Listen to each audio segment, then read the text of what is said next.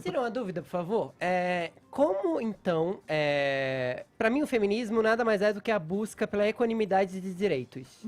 Como, então, no mundo em que acha que o feminismo é nocivo, porque eu também acredito que muita gente acha que o feminismo é algo equivocado, no sentido de que, basicamente, é mulher que deixa o sovaco crescer ou queima sutiã, porque tudo é cercado de estereótipos nesse país. Como se luta pela equanimidade de direitos no mundo sem feminismo? Tá, primeiro a gente teria que discutir sobre a validade dessa igualdade de direitos para desiguais.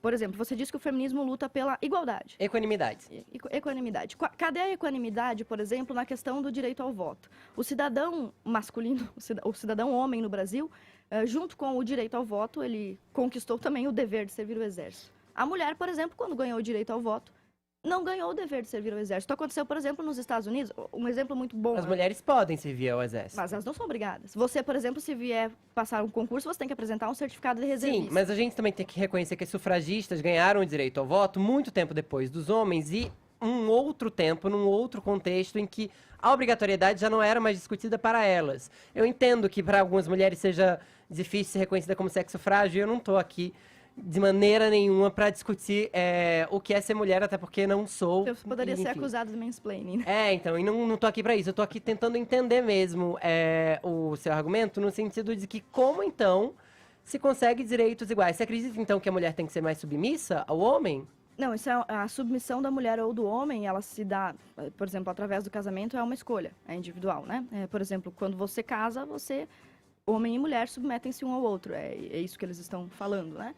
Mas isso é completamente dependente da postura pessoal da pessoa. Mas você está falando, por exemplo, sobre o direito ao voto, o exército. Como é que os americanos, você fala sobre, as mulheres conquistaram o direito ao voto muito tardiamente, e na verdade elas não conquistaram.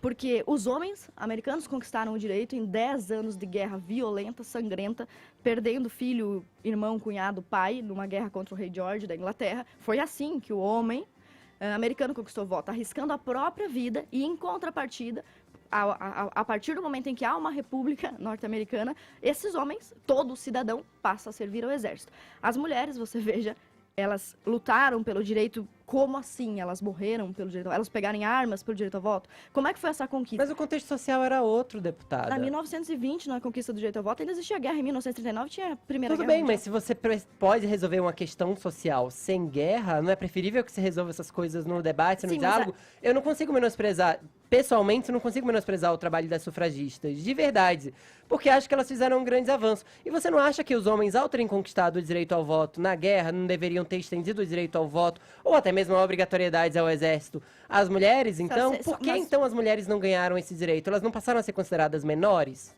naquela época? Elas poderiam ter se engajado na luta da independência e ter ido pro exército também. Elas não foram. Elas não tinham os mesmos direitos que os homens para isso na época. Como assim? Não tinha o direito de servir ao As exército? mulheres eram muito mais submissas, elas tinham que obedecer aos homens, elas ficavam confinadas em casa. A gente tá falando de 200, Não, 300 como assim anos atrás. confinadas em casa? Uai, elas estavam Aos deveres do aos lar.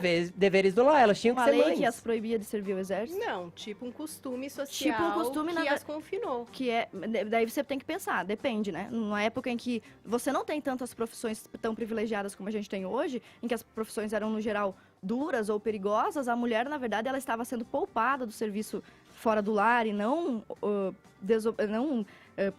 oprimida por não participar Não, dele. calma, porque às vezes quando a mulher ia trabalhar, e isso é questão de história, isso não é mansplaining, desculpa, e eu vou encerrar isso porque eu acho que eu tô tomando o lugar de fala de outras pessoas aqui. Só pra chegar bem no cerne dessa questão. A gente sabe muito bem que nos anos 50, anos 40, se uma mulher tentasse trabalhar, ela já era mal vista na sociedade, ela já era considerada prostituta, ela não conseguia emprego. Há 200 anos, então, há mais 100 anos, isso era praticamente uma sentença de morte para a mulher. Era ser relegada a ser uma marginal eterna na sociedade. E eu não estou aqui falando isso para dizer que a mulher era um ser menor, porque eu sou muito partidário da equanimidade de direitos. Mesmo reconhecendo que todos somos diferentes. Eu diferente de você e vice-versa. Ninguém está no mundo para ser igual, mas para ter os mesmos direitos. Nesse caso, as mulheres não tinham direito a outro trabalho e ficavam confinadas ao lar muito por opressão social, sim. Elas sofreriam muito, seriam marginalizadas e seriam obrigadas a fazer trabalhos que não necessariamente quereriam, não? Ou você discorda de na mim ver- nisso? Eu acho que você tá trazendo pro debate aqui duas das principais falácias feministas. A primeira que é a da conquista do direito ao voto e a segunda conquista do direito de trabalhar. Já que você falou em história, eu preciso concluir o meu pensamento sobre o direito ao voto. As mulheres, a própria Simone de Beauvoir, que foi citada aqui, ela disse que as mulheres não conseguiram absolutamente nada. Ela escreveu isso em 1960, com a sua agitação simbólica. O que é as manifestações das mulheres com cartazes? Isso é uma agitação simbólica. A Simone declarou, as mulheres não conseguiram nada com sua agitação simbólica.